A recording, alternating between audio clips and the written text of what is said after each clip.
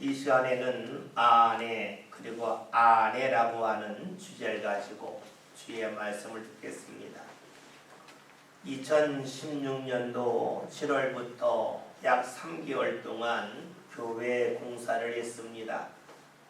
교회 벽을 헐기도 하고 또한 테이블을 짜기도 하고 또한 붙박이장을 만들기로 하는 그런 공사를 했습니다. 공사를 마치고 많은 분들이 저희 교회에 와서 이것저것을 보았습니다. 그리고 우리 교인들과 제가 함께 직접 공사를 했다고 했더니 반응이 크게 세 가지가 있었습니다. 첫째 반응은 기술이 좋네 하는 것이었습니다. 두 번째 반응은 이거 하느라고 정말로 얼마나 힘들었느냐, 수고했다는 반응이 있었습니다. 세 번째 반응은 왜 이렇게 힘든 일을 직접 했느냐 하는 그런 반응이었습니다. 그러면서 혹시 몸이 상한 곳은 없느냐 하는 그러한 질문을 받기도 했습니다. 똑같은 것을 보았는데 사람들이 하는 말이 그리고 반응이 각각 달랐습니다. 기술이 좋네 라고 하는 것은 눈에 보이는 결과만을 본 사람들의 반응입니다. 또한 이걸 하느라고 얼마나 수고를 했는가 라고 말한 사람들은 그 일하는 과정을 떠올리면서 말한 것입니다. 또한 이렇게 힘든 일을 왜 했냐라고 말하신 분들은 그 일한 동기에 관하여서 묻고 있었던 것입니다. 결과만을 보는 사람이 있습니다. 어떤 사람입니까? 앞에서 보는 사람입니다. 거리를 두고 앞에서 보면 결과를 말하지요. 과정을 말하는 사람이 있습니다. 옆에서 같이 함께 본 것처럼 얼마나 힘들었느냐 옆에서 보는 사람입니다. 동기를 보는 사람이 있습니다. 어떤 마음을 가지고 이런 일을 했느냐 하는 것이죠. 그 사람은 제 안에서 무언가 보려고 하는 사람입니다. 똑같은 것을 보았지만 그 사람이 말하는 것을 보면 그 사람이 지금 나와 거리가 멀리 떨어져 앞에서 보는지 내 옆에서 나를 보는지 내 안에서 나를 보고자 하는지를 분명히 알 수가 있습니다. 똑같은 것을 보았지만 말하는 것을 보면 이 사람이 나를 얼마나 생각하는지를 거의 정확하게 알 수가 있습니다. 가깝다고 여겼는데 가깝지 않게 저를 생각하는 사람이 있고 또 때로는 평범한 관계라고 여겼는데 저의 속까지 깊이 살피는 사람이 있습니다. 똑같은 일을 경험하면서 어떤 사람을 내가 가까이 했으면 좋겠다 하는 마음이 자연스럽게 들었습니다. 같은 것을 보지만 사람들은 말하는 내용이 다릅니다. 왜냐하면 보는 깊이가 다르기 때문이죠. 결과를 보는 사람이 있고 결과와 과정을 보는 사람이 있고 결과와 과정과 동기까지 보는 사람이 있기 때문입니다. 무언가 볼 때에 깊이 본다는 것은 그것에 대한 자신의 마음이 있기 때문입니다. 마음이 있으면 있을수록 깊게 봅니다. 다시 말해서 사랑이 있고 관심이 있으면 겉만 보지 않지요. 깊게 봅니다. 여러분 누군가가 얼굴이 별로 좋지 않고 상할 때가 있습니다. 관계가 먼 사람은 저 사람 얼굴이 상했네? 라고 말하는 사람 끝입니다. 그러나 좀 사랑하면 어떤 일이 있어서 저렇게 얼굴에 상했을까까지도 보려고 합니다. 관계가 더 깊으면 어떤 마음으로 지금 이 상한 얼굴을 그리고 이 어려움을 대하고 있을까 하면서 같이 마음 아파합니다.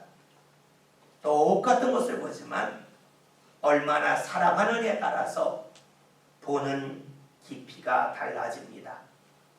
결과만을 보느냐, 과정까지 보느냐, 동기까지 보느냐 달라지지요.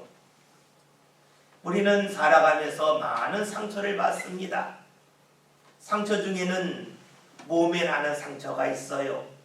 이 몸에 나는 상처의 특징은 대부분이 시간이 지나면 낫는다는 데 있습니다.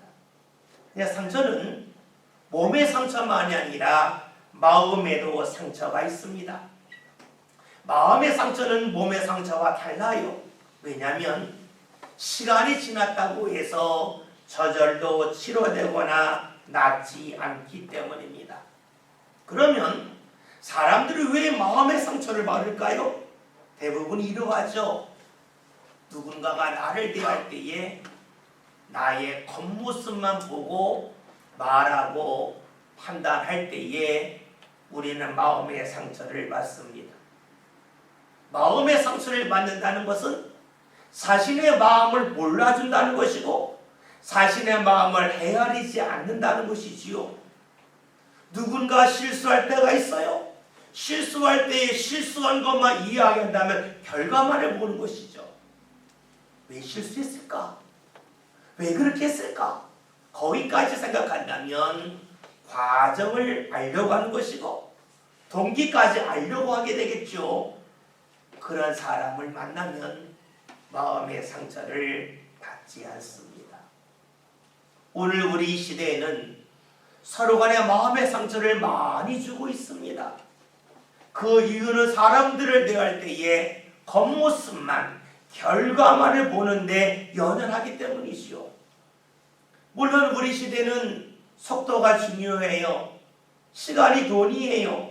그러니까 무엇이든지 빨리 하려고 하고 많은 것을 함을 통하여 자신의 삶을 풍요롭게 만들려고 하는 사람들의 마음이 있습니다.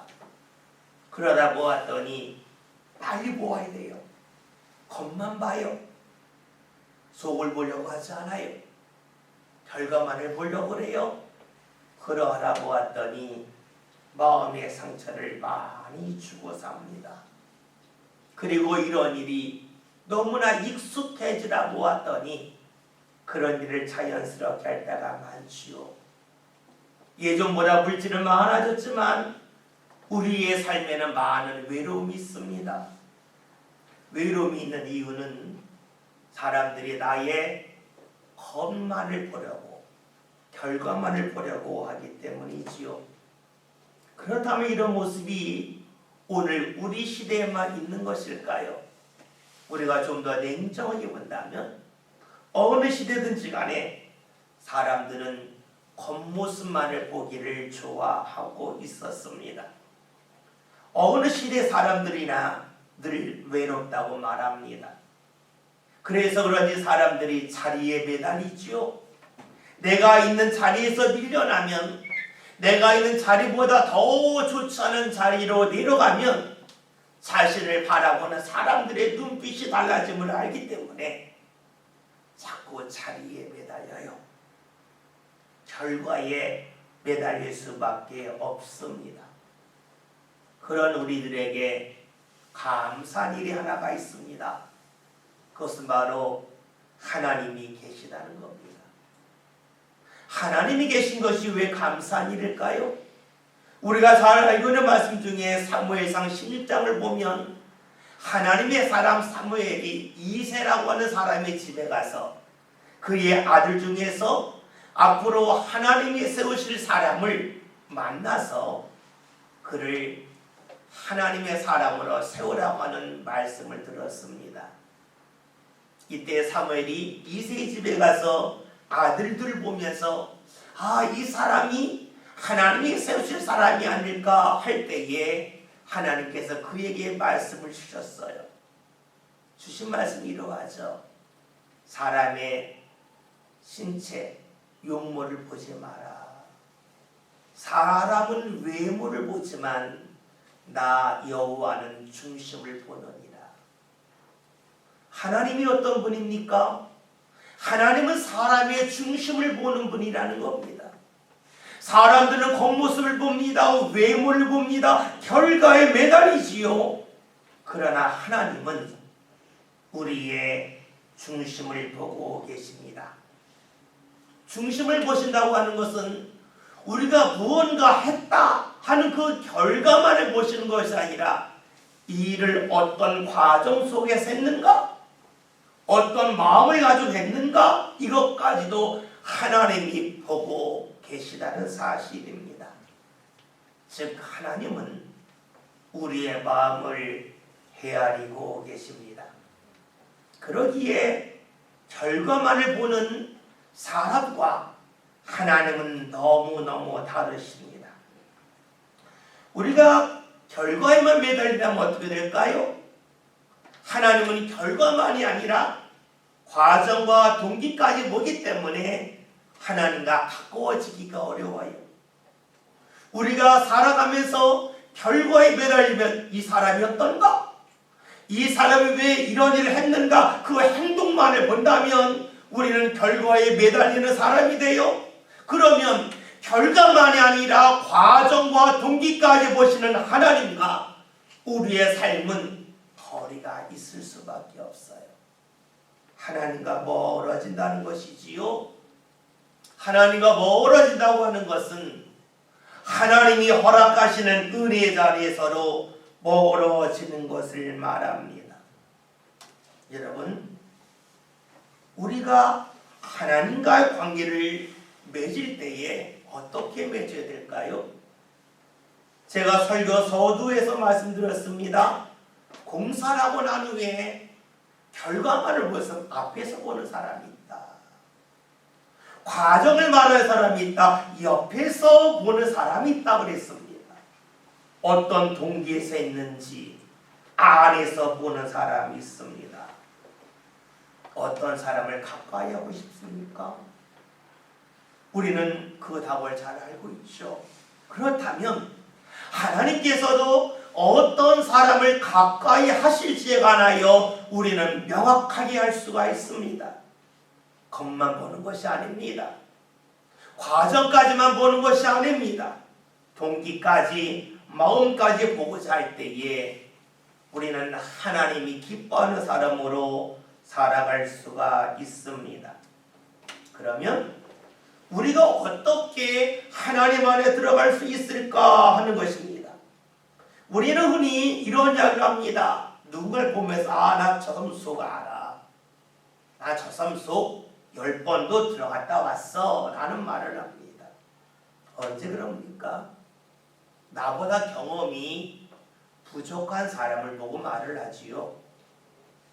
우리 교회 출석해 계셨던 분 중에 배진수 집사님이 있어요.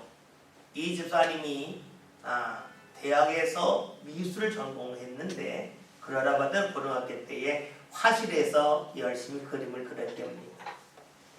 언제 대학교를 다니다가 화실에서 아르바이트 할 때가 있었다는 겁니다. 학생들을 가르치는데 학생들이 하는 것을 보았더니 거짓말을 하더라는 거예요. 어떻게 하나? 자기가 했던 거짓말을 그대로 하는 거예요. 그래서 알았다는 거예요. 그러면서 모른 척했대요. 왜 그러냐 물어봤더니 자신을 돌아보았더니 자신이 그 거짓말했을 때에 선생님도 알았을 텐데 모른 척해줬다. 그런데 학생 때는 정말로 속이는 자였다는 거예요. 근데 지내고 났더니 속아준 거였다는 것이지요. 그래요. 우리는 나보다 좀 경험이 부족한 사람, 나보다 무언가 수준이 낮은 사람을 보면 나는 당신 속 알아 라고 말을 합니다. 그런데 여러분, 그렇다면 하나님 속을 우리가 어떻게 알겠어요? 하나님 안에 어떻게 들어가요? 하나님은 우리보다 수준이 낮은 분도 아니고 경험이 부족한 분도 아니고 능력이 부족한 분도 아니건만 우리가 어떻게 하나님 안에 들어갈 수 있을까? 도저히 불가능한 일입니다. 사람들이 아무리 노력한다 한들 어떻게 하나님 안에 들어갈 수 있겠어요? 어떻게 하나님 안에 들어가서 하나님의 마음을 알 수가 있겠습니까? 도저히 일어날 수 없는 일인데 그 일이 일어난다고 성경이 우리에게 증언해 줍니다. 말씀을 볼까요? 10절에는 말씀을 다 같이 봅니다. 다 같이 말씀 읽겠습니다. 오직 하나님이 성령으로 이것을 우리에게 보이셨으니 성령은 모든 것 곧 하나님의 깊은 것까지도 통달하시느니라. 아멘. 여러분, 그래요? 우리의 힘과 우리의 지식과 능력으로는 하나님 안에 들어가서 하나님의 마음을 알 수가 없어요. 그러나 성령을 통해서는 우리가 하나님 안에 들어가서 하나님의 모든 것 깊은 것까지도 알 수 있다고 우리에게 말씀해 주고 있습니다. 하나님의 모든 것을 안다고 하는 것은 무엇을 말할까요? 그것은 하나님께서 우리에게 어떤 일을 허락하실 때에, 무언가 경험케 하실 때에 하나님께서 어떤 마음을 가지고 우리에게 그런 일을 경험케 하시는지에 관하여 알고 믿을 수 있다는 것입니다. 우리는 어려움을 경험할 때에 하나님에게 대하여 원망이 나올 때가 있어요. 하나님, 왜 저에게 이런 어려움을 주십니까? 라고 하나님 앞에 원망을 하기가 쉬워요. 그런데 성령이 우리에게 임하면 어떤 일이 생길까요? 이 어려움을 통해서 하나님께서 나를 인도하신다고 하는, 더 복된 길로 인도하신다고 하는 그러한 믿음과 더불어 하나님에 대한 확신의 자리에 산다는 것입니다. 그리고 어떤 일을 할 때에 하나님이 기뻐하시고 하나님이 우리 삶 가운데 우리를 붙잡으시고 인도하시는 일을 성령께서 함께 하실 때에 우리는 알 수가 있습니다. 이것이 왜 중요할까요? 하나님이 기뻐하는 일을 할 때에 우리는 하나님의 은혜를 보다 풍성히 받을 수 있는 기회를 붙잡을 수 있기 때문입니다. 며칠 전에 제가 우리 교회 한 청년을 만나서 신앙에 관한 이야기를 나누었습니다. 이야기를 나누다가 제가 헌금에 관한 이야기를 했습니다. 여러분들이 하나님 앞에 11조를 30만 원을 한다고 가정해 봅시다. 헌금한 결과는 다 똑같습니다. 그런데 헌금을 준비하는 과정이 다 똑같을까요?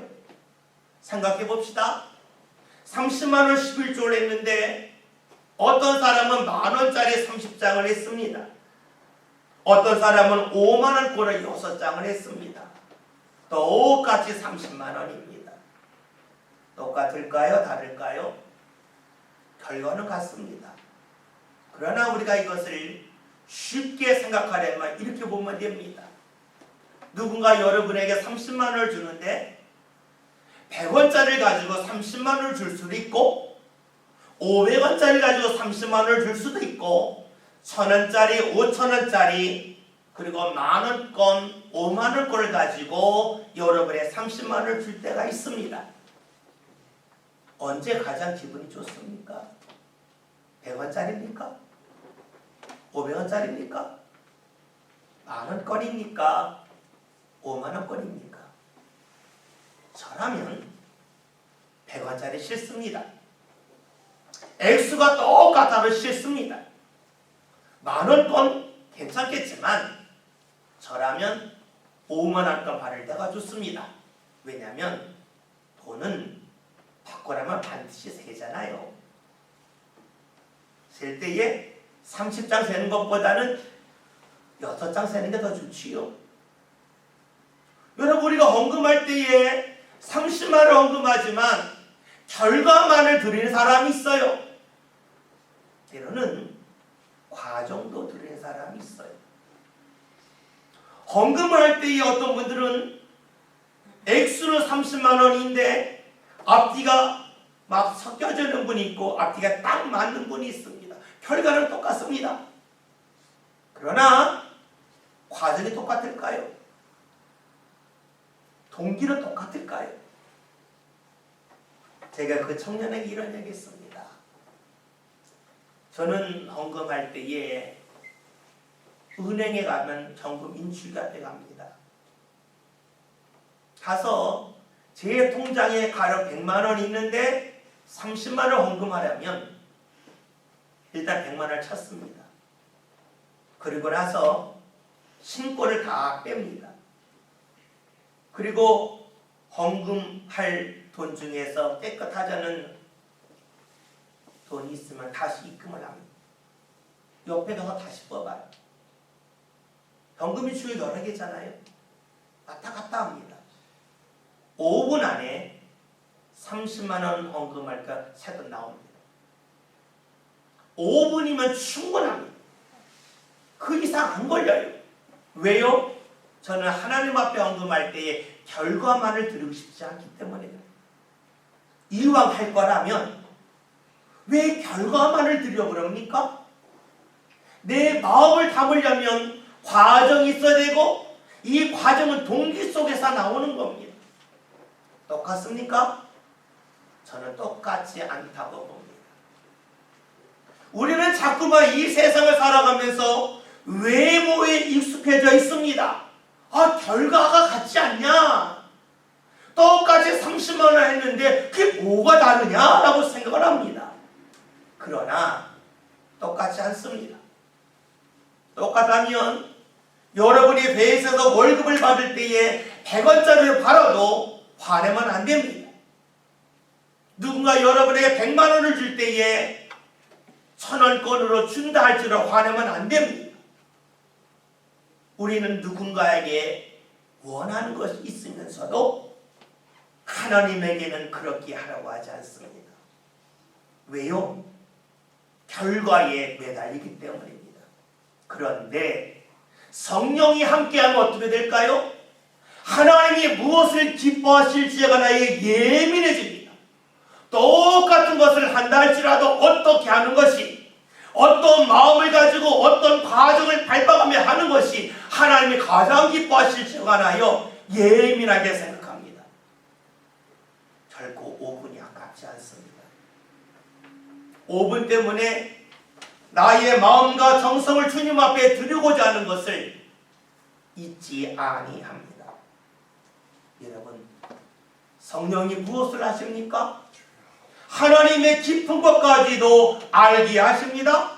하나님이 어떤 것을 좋아하시는지를 알게 하십니다. 하나님이 결과에만 매달리지 아니하시고 우리의 결과가 아닌 우리의 과정 그리고 우리의 속까지도, 즉 동기까지도 알기를 원하고 계십니다. 그렇죠. 사람을 만날 때에 나를 앞에서만 보는 사람, 그런 사람보다는 내 옆에서 나를 보는 사람이 더 반갑지요. 그러나 그 사람보다는 내 안에서 나를 보는 사람이 더 좋습니다. 성령은 우리로 하여금 하나님 안에 들어가게 합니다. 하나님 안에서 보게 합니다. 여러분, 이것은 우리가 노력해서 되는 것이 아닙니다. 연구해서 되는 것이 아닙니다. 성령께서 함께 하실 때 비로소 우리는 삶 가운데서 하나님 안에서 무언가 보기 시작을 합니다. 여러분, 하나님 안에서 보면 하나님이 기뻐하는 것이 점점점 많이 보입니다. 하나님이 기뻐하는 것이 점점점 많이 보인다고 하는 것은 하나님께서 어느 자리에 은혜 주실지 예민하게 느끼고 예민하게 반응할 수 있다는 것입니다. 오늘 성경에서는 이것을 다시 한번 이렇게 강조해 주시오. 11절에는 말씀을 함께 봅니다. 다 같이 봅니다. 사람의 일을 사람의 속에 있는 영 외에 누가 알리요? 이와 같이 하나님의 일도 하나님의 영 외에는 아무도 알지 못하느니라. 아멘. 아멘. 우리는 살아가면서요, 내가 나를 모를 때가 있어요. 내가 왜 이런 마음이 있지? 내가 왜 이렇게 행동했지? 그럴 때가 있어요. 그 이유는 우리의 삶은 내 생각이 아닌 영이 이끌기 때문에 그래요. 문제는 내 영이 어떠한 상태인지 나도 모르기 때문에 내가 하는 일을 내가 알지 못합니다. 오늘 성경에서는 이처럼 하나님의 일도 하나님의 영이 있어야만 알 수 있다 하는 것입니다. 즉 하나님이 어떤 일을 행하셨는데 그 일을 왜 행하셨는지에 관하여 알 수 있는 그 길은 하나님의 영을 받아야만 가능하다는 겁니다. 하나님 하신 일 중에 가장 큰 일로 우리 삶 안에 다가오는 것은 하나님께서 사람의 몸을 입고 이 세상에 오신 예수님께서 십자가에 달려 죽으신 일입니다. 예수님이 십자가에 달려 돌아가셨습니다. 이것을 사람들은 앞에서 보면 어떻게 됩니까? 예수가 죽었구나. 한 사람이 죽었네. 좀 억울하게 죽었네. 여기서 끝나는 겁니다. 왜요? 결과만을 보기 때문입니다. 또 어떤 사람들이 이야기합니다. 참 예수는 의인이었네. 왜냐? 예수님께서 이 세상을 살아가시면서 힘들고 어려운 사람들과 함께 지내셨기 때문에 의로운 사람이었네. 옆에서 보는 사람이 있습니다. 그러나 예수님 안에 들어보면 어떻게 될까요? 하늘의 보좌를 버리시고 이 땅에 내려오신 예수님께서 우리의 죄를 위해서 아무런 죄 없으신 분이 돌아가셨구나 하는 것까지 보게 됩니다. 근데 이것은 사람이 생각해서 되는 것이 아니고 하나님의 영을 받은 사람만이 그렇게 생각하고 그렇게 볼 수 있다는 것이지요. 하나님의 영을 받은 사람들은 하나님이 하신 일을 보면서 그 일을 앞에서 보지 않고 옆에서 보지 않고 하나님 안에 들어가서 볼 수 있다는 것입니다. 하나님의 영인 성령이 우리에게 임하는 것이 왜 그토록 중요할까요? 예수님의 십자가를 믿을 수 있기 때문입니다. 예수님의 십자가를 믿는다고 하는 것은 예수님이 우리의 죄를 위해 돌아가셨다 하는 것을 믿는 것에서 그치는 게 아니에요. 왜 돌아가셨는가? 이유는 간단하죠. 사랑하기 때문이에요. 사랑하기 때문에 죽으신 거예요. 십자가를 믿지 않는 사람과 십자가를 믿는 사람, 즉 성령이 함께하는 사람과 성령이 함께하지 않은 사람의 차이가 있어요. 성령이 함께하는 사람은 예수님이 나를 위하여 십자가에 돌아가셨다, 나를 사랑하신다고 하는 것을 믿어요. 즉 나이가 귀한 존재라고 하는 것을 믿습니다. 그러나 성령이 함께하지 않고 자신의 생각 가운데 사는 사람은 어떻게 될까요? 자신이 하는 일이 잘 되지 않으면 자신은 경쟁에서 밀렸다라고 생각합니다.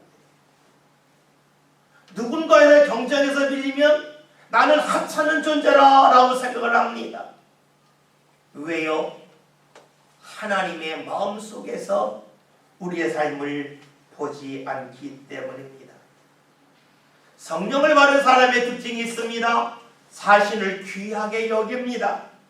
왜 귀하게 여기냐면 자신을 위하여 하나님께서 독생자 예수님을 세상에 보내주셔서 십자가에 못 박혀 죽기까지 우리를 사랑하셨음을 믿기 때문이지요. 성령을 받지 못한 사람들은 자신보다 자신의 자리가 귀합니다. 자리에 따라서 자신을 보는 것이 달라집니다. 그러나 하나님의 영인 성령이 임한 사람은 하나님을 압니다.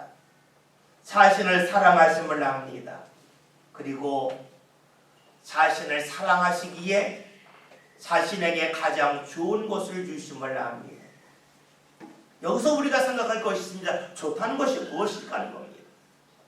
여러분은 좋다 그러면 절대적으로 평가를 합니다. 금 좋은 거야 라고 말하죠. 그러나 금은 먹을 것이 넉넉히 있을 때 좋은 것이지, 먹을 것이 하나도 없는 사막에서는 금이 더 이상 좋은 것이 아닙니다. 좋다 좋지 않다는 절대적이지 않습니다. 나의 상황에 따라서 어떤 것이 좋을 수도 있고 좋지 아니할 수도 있습니다. 하나님이 우리를 사랑하셔서 우리에게 좋은 것을 주신다고 하는 것은 우리의 삶 가운데서 우리가 감당할 수 있는 범위에서 가장 좋은 것을 주신다 하는 것이 되겠지요. 그래서 우리가 성령이 함께할 때 일어나는 일이 무엇일까? 그것은 하나님이 나를 사랑하셔서 나에게 좋은 것을, 가장 적절한 것을 주심을 믿기 때문에 삶 가운데 불평과 원망이 사라집니다. 왜냐? 내가 지금 원하는 것이 있는데 그것을 하나님이 내게 주지 않는 것은 그것이 나에게 도움이 되지 않기 때문에 안 주시는 거다라고 하는 믿음을 가질 수 있기 때문이지요. 하나님이 나에게 허락하시는 것은 오늘 나의 상태에 따라서 내가 감당할 수 있는 범위에서 가장 좋은 것을 주신다는 것을 믿습니다. 그게 누구입니까? 성령 받은 사람입니다. 성령 받은 사람은 하나님의 일, 즉 예수님께서 이 세상에 오셔서 나를 위하여 십자가에 달려 돌아가셨음을 믿습니다. 살아가시기에 가장 귀한 것을 주심을 믿을 수 있다는 것이지요. 이렇게 성령을 받은 사람은 불평과 원망에서 벗어나서 어떻게 살아갈까요? 오늘 16절 우리에게 말씀해 줍니다. 다 같이 말씀 봅니다. 우리가 세상의 영을 받지 아니하고 오직 하나님으로부터 온 영을 받았으니 이는 우리로 하여금 하나님께서 우리에게 은혜로 주신 것들을 알게 하려 하심이라. 아멘. 우리에게 있는 모든 것이 은혜임을 압니다. 단지 내가 그 은혜를 발견했는지 발견하지 못했는지의 차이만 있을 뿐입니다. 우리는 내 자리에서 무언가 부족한 것이 있으면 주의 은혜가 단절되었다고 생각합니다. 그러나 그렇지 않아요. 내 자리에서 조금만 움직이면 보이지 않던 은혜가 보여요. 제가 자주 사용하는 은혜에 관한 비유 중에 이것이 있어요. 은혜는 숨은 그림 찾기와 같다 하는 겁니다.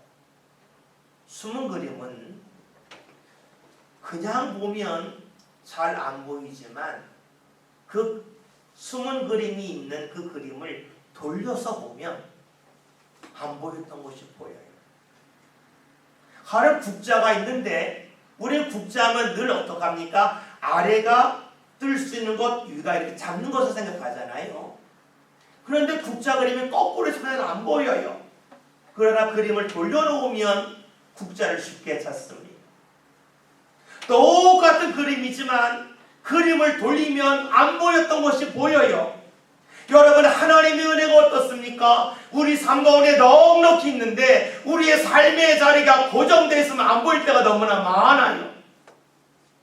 삶의 방향을 조금만 바꾸면 보여요. 성령께서 어떻게 하십니까? 성령이 함께하면 내 삶 가운데 부족함이 있어요. 하나님, 제가 자료 옮겨내겠군요. 제 생각의 자리를 바꿔내겠군요 하는 마음을 갖고 바꿉니다. 그러다 보면 안 보였던 은혜가 보여요. 그러면서 깨닫는 것이 있어요. 내 삶 가운데 하나님의 은혜가 큰 게 아니네. 내 삶 가운데 주의 은혜가 넘쳐났는데 내가 몰랐네 하는 것을 알게 됩니다. 여러분, 어려움 있을 때에 하나님께서 보게 하신 것을 볼 수 있는 것, 그래서 내 삶 가운데 주의 은혜가 가득하는 것을 깨닫게 하는 것은 나의 능력이 아닙니다. 성령이 함께할 때 나타나는 일이지요. 주의 영이 함께할 때 일어나는 일이 무엇입니까? 오늘 말씀처럼 우리가 은혜 가운데 살고 있다고 하는 것을 알게 하신다는 것이 됩니다. 주의 영, 성령이 함께하는 것은 우리의 삶을 풍요롭게 만듭니다. 내가 사랑받는 존재라고 하는 것, 하나님께서 내가 감당할 수 있는 범위에서 최고의 은혜를 허락하신다는 것, 그리고 내가 하나님의 인도함을 받는다면 발견하지 못했던 은혜를 얼마든지 발견할 수 있다고 하는 것을 성령께서 우리로 하여금 알게 하십니다. 오늘 말씀 제목이 아내입니다. 우리가 하나님 안에 들어갈 때에 우리의 삶이 하나님의 은혜로 가득 채워졌다는 것을 안다는 것입니다. 여러분, 하나님을 믿으면서 하나님을 앞에서 보시려 하십니까? 옆에서 보시려 합니까? 하나님 안에 들어가서 우리의 삶을 보고자 하십니까? 저는 우리 모든 믿음의 성도들이 신앙생활하면서 하나님 안에 들어가서 이 세상을 살아가며 신앙생활을 했으면 좋겠습니다. 사람을 만날 때로 그러하지 않습니까? 설교 서두에 말씀드렸던 것처럼 교회 공사를 했을 때에 실력 좋네. 앞에서 보는 사람이 있고 얼마나 힘들었는가 옆에서 보는 사람이 있고 이 힘든 일을 왜 했는가 안에서 보는 사람이 있습니다. 어떤 사람을 가까이 하고 싶어요? 답을 너무 잘 알죠. 하나님이 그렇다면 어떤 사람을 가까이 하며 어떤 사람과 함께하기를 원하시겠어요? 앞에서 보는 사람? 옆에서 보는 사람? 안에서 보는 사람이 어떤 사람입니까? 당연히 안에서 보는 사람이에요. 안에서 보는 사람은 성령이 임할 때에 그렇게 됩니다. 성령이 함께하지 않는다면 안에서 보지 못합니다.